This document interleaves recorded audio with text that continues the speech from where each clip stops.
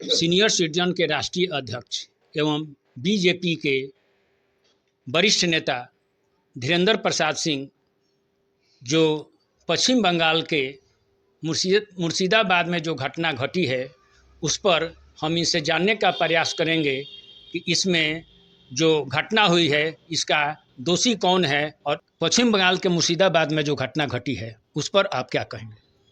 पश्चिम बंगाल के मुर्शिदाबाद में जो हिंदुओं के दर्जनों घरों को जलाया गया है, बहुत सारे लोगों की हत्या की गई है, यह बहुत ही निंदनीय घटना है। मैं इसका न्यायिक जांच की मांग करता हूँ।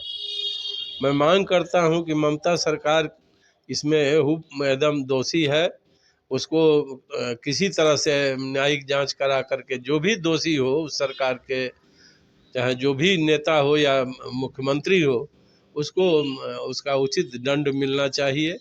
क्योंकि जब से ममता जी की सरकार बंगाल में बनी है, आए दिनों इस तरह की घटनाएं होती हैं।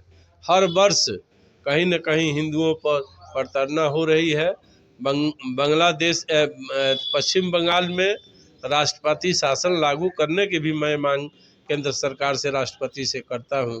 क्योंकि इस तरह की घटना निंदनीय है और आए दिनों जो इस तरह की घटनाएं हो रही है पिछले कई वर्षों से, उसका एकमात्र कारण वहाँ की सरकार है जो ममता दीदी के नेतृत्व में चल रही है।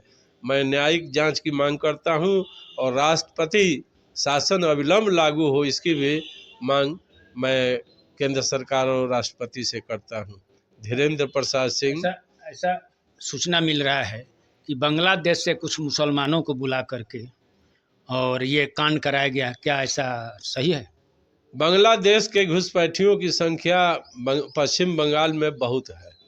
आए दिनों आप सुनते होंगे, समाचार पत्रों के माध्यम में से भी आता है कि बांग्लादेश से घुसपैठी पश्चिम बंगाल में आ रहे हैं। वहाँ अगर सर्वे कराया जाए तो बहुत सारे घुसपैठी अभी भी पश्चिम बंगाल में हैं और ममता सरकार के सह पर है। ममता सरकार के वरिष्ठ लोग उनको आश्रय देते हैं, उनके साथ मिल करके हत्याएं करते हैं, लूटपाट करते हैं। यह आज ही नहीं, कई बार इस तरह की घटनाएं हो रही है जो निरंतर इसका रिपीटेशन हो रहा है। मैं अविलंब मांग करता हूं। अभी ममता जी या सपा नेता अखिलेश यादव आरोप लगा रहे हैं कि ये जो साजिश है बीजेपी के द्वारा किया गया है।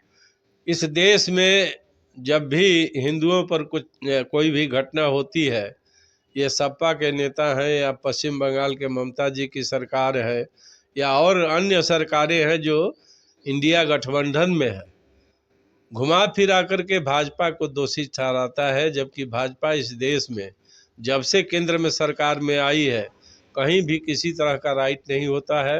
राइट करने वाले को दंडित भी किया जाता है।